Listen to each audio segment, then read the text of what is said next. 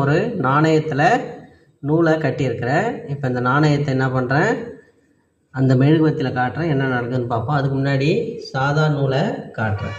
அப்புறம் இந்த சாதா நூல் நல்லா எரியுது.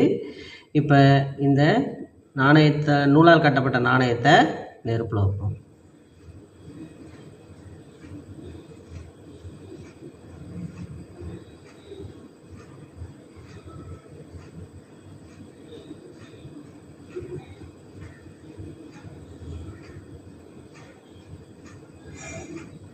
அப்போ அந்த நூல் என்ன பண்ணல, எரியலை.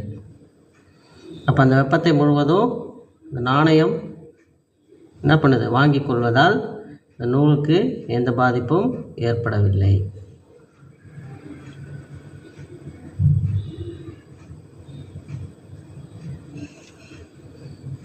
பாருங்க, நூல் அப்படியே தான்